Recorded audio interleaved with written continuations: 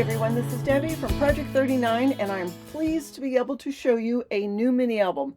I used the Honeybee collection. It did come out in 2025. I guess it was like a early fall, late summer collection. It's from Carta Bella. I loved the colors. I just think it was striking. So I picked up the 6x6 paper pad and two sets.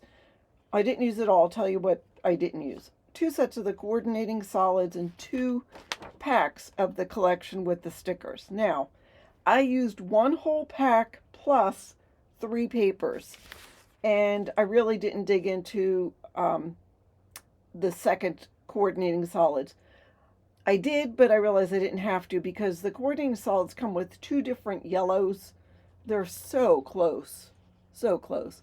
And I used one from the second collection. I had one left over from the first, so you really could do it with just one. I also used some black cardstock, probably about 30 sheets of 65-pound weight for the base, and then I used maybe 20 sheets of a cream color cardstock that I inked around the edges.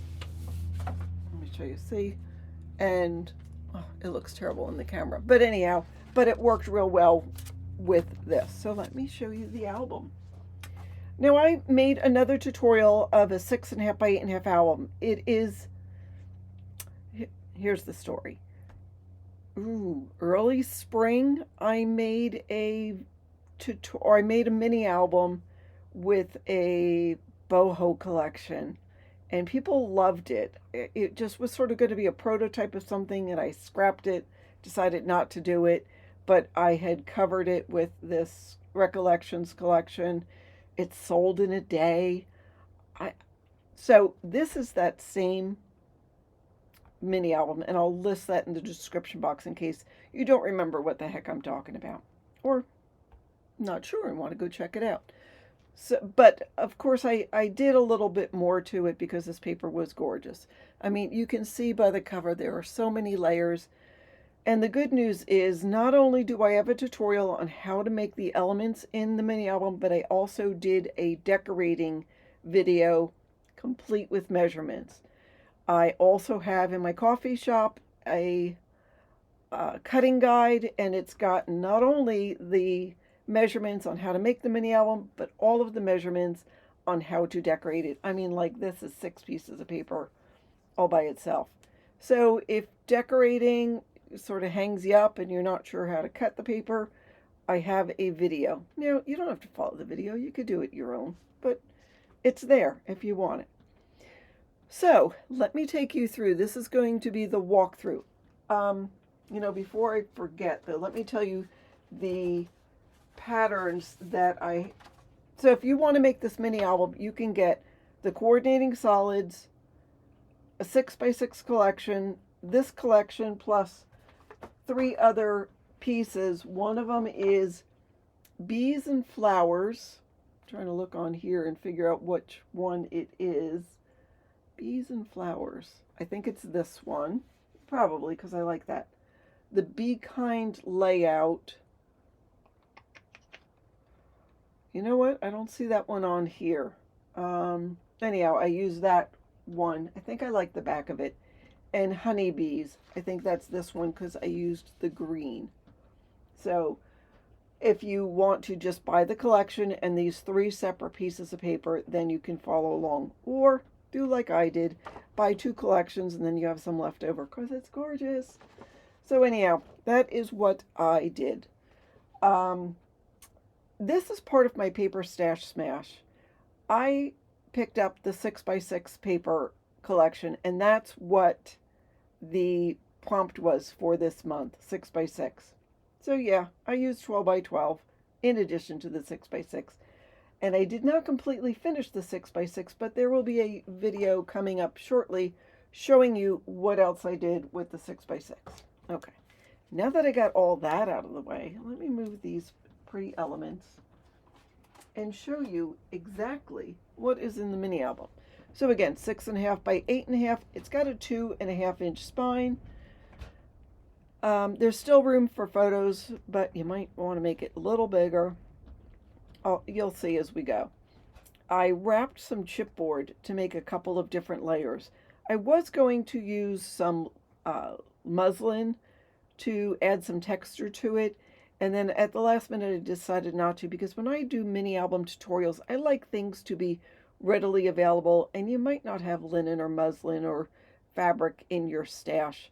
So I just stuck with the black cardstock and wrapped chipboard and layered it up. I mean, it's layered.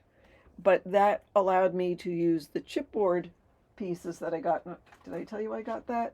And I got some coordinating ephemera, but I didn't use very much of it.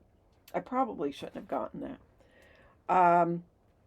So that's chipboard, and there's a bee there that's chipboard. So obviously you can see lots of layers on the cover, and the cover actually has its own little layout. So this is still the cover. I did put a 4¼ by 6¼ photo mat here, and a 4¼ by 4¼ one there. And this is actually a tuck spot, so you can tuck it in. See, I didn't use this. Think happy, be happy. I don't know. I could have, but there's that. So that will fold like that, and that will fold like that. So inside the front cover, this is the inside front cover. It's very simple, but I think, well, I like it. I like this chipboard piece. It really balances it out. I love the stripes of bees. I love it. I just love it. Most of the photo mats are 4¼ by 6¼ but there is room for 5 by 7 photos, and there is room for smaller as well. So this page will open like this, and as you can see, I did a bunch of paper piecing. I didn't go too crazy, but there's some in there just to add a little interest to the pages. So this will open like this, and this page will open like that. So there's room for your 4 by 6 photo. And room here to journal if you want, or journal there, or add a couple of smaller pictures. So here is a little pocket with just a smaller photo mat or journaling spot, or both. And this will open like that. And there's room there for your 4 by 7 or 4 by 6 or 5 by 7 photo. This is a design that's got hidden pocket pages. These are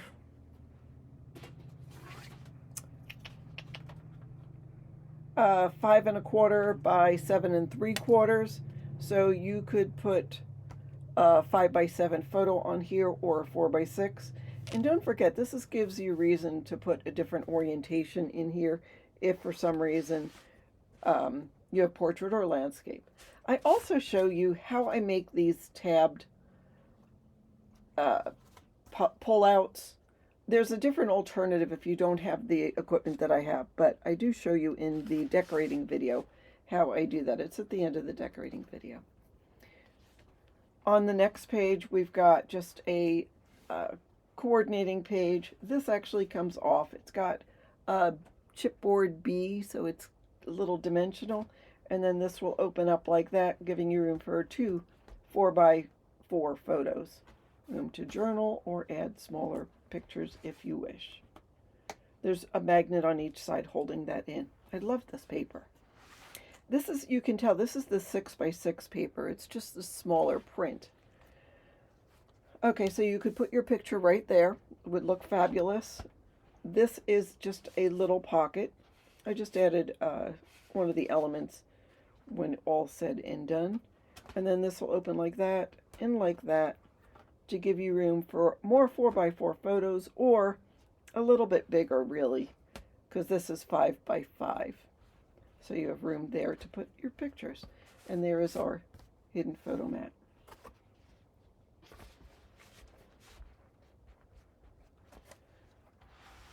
So now on these pages, and you can see that they're not matchy-matchy, but the pages coordinate. I wanted to have a spot for this because I just thought the flowers and the bees on this paper was gorgeous. But over here, so that was a cut apart. I cut it down. It was a 3 by 4. I cut it down to a 3 by 3, and it is part of that belly band. I mean, it's sort of like a belly band, but it opens. It's got a magnet holding it. So here I used the sticker sheet and just a little line of this. That's the 6x6 paper. It's got a very fine script print on it. I don't know that you can see it. Maybe you can. At the top, there is room for your 4x6 photo, and same here at the bottom. And I also show you how we do cutting into here, and that is a little tuck spot, so you could add a 4x6 or 5x7 photo for that. Now, what would you use this book for? I mean, really anything. Anything. It would be a good heritage book with family photos. It would be a good fall book because it's got those muted tones. It could be birthday. It could be your garden book if you wanted to. So again, I left this here. You could put a photo on here. I would leave that alone just so you could see the pretty paper, but there's room for your picture right there. And there's our hidden photo mat. So on this page, this will open and come down. So there you could put your little picture. You could put picture here. I did add a couple of stickers. That's be the best you can be humble, and then over here is be happy. And the be happy page has just a simple pocket with a cut apart in it. You can use anything for that pocket. You could use it to put any memorabilia. You could put a whole bunch of photos if you wanted to. You don't have to put photos on a mat. You could just stick them in the pocket. So on this page, I took advantage of the black and white patterns that were here. And I also took advantage of the fact that I had 2 sticker sheets because I used 1.5 collections, and add the same sticker here just because I was wanting it to be a little more matchy-matchy than I normally do. But there's 1B here on the right side and 1B on the left, just so it's not perfectly matchy-matchy. And then these just come up like that, and that gives you room to put a couple of smaller photos, and of course a bigger one on there. So here's another, this is actually a tuck spot. You're thinking, oh, another pocket? No, it's not, because it goes like this. And in my tutorial, I give you some ideas on what kind of photos you can use to put in there. So that goes like that, and then it stays down like that. And here is our photo mat. Now I did ink around the edges. I didn't ink much throughout the book, but this cream colored cardstock that I had to match with this, I just felt needed to be toned down a little. Yeah, I show you how we do this because this is, it's a cut apart that actually goes portrait, but I made it so it's a landscape sort of style. On this page, I've got a side loading pocket and just a couple of 3x4 cut aparts, and this pure honey cut apart I just thought was nice to be a focal point for that page. Love the bees going this way, but I also like the bees that are sort of stripy, so I use both on this page. I also show you how I fixed a design flaw as I was making this book. I give you 2 alternatives. You could do it the original way or the way I corrected my little, it wasn't a mistake, I just didn't like how it looked, so I made a correction mid-stream. Here is the photo mat. This brings us to the back of page 6. Here's just a little tuck spot here with a tag. I just used some ribbon from my stash. This is a cut apart. Again, this probably is supposed to go the other orientation, but I turned it around so it made a good tuck spot. And then this gives you room for a couple of smaller photos as well. So there's room for 5, I think 4x5 photos. And then this will come up and that'll come up. Here is another tuck spot at the top. You still could put a full-size photo there. So there is that. And then on the last page, loved this beehive paper. I thought it was so pretty. So I made that the focal point. And see, I replicated this with the 6x6 paper.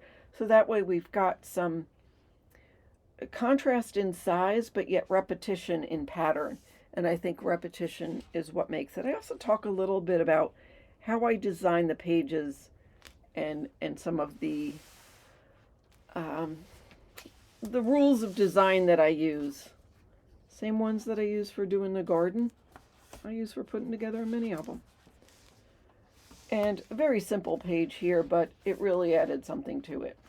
And then the back, at the last minute, I did decide to put this chipboard element there. Several layers on the back cover. Again, I show you how to do it in the tutorial. The tutorial is free. I mean, it's on YouTube. Go check it out. You don't have to buy anything to follow the tutorial. If you want the cutting guide, it is in my coffee shop. But you don't need the cutting guide. You could just listen and write things down. And that is it. That is it. You will see another mini album using the same tutorial, not quite as fancy schmancy, but you know, since I was only using one 6x6 paper to smash for the month of November, I took some time and layered up a bunch of stuff. So, and that is using the Honeybee collection from Carta Bella. I will link where you can get that in my description box. And I'll link the tutorial, I'll link the cutting guide, I'll link the decorating video. It's all linked. So that is what I wanted to show you today. I hope you enjoyed it. There's another video coming out that's probably not linked, but will, on how I used the last 5 pieces that I had of the 6x6 paper. So that is it. Thank you so much for watching. I hope you enjoyed this video. If it is something you want the tutorials, tell me that you like this kind of tutorial so I know to keep doing this. Thanks again for watching and have a fabulous day.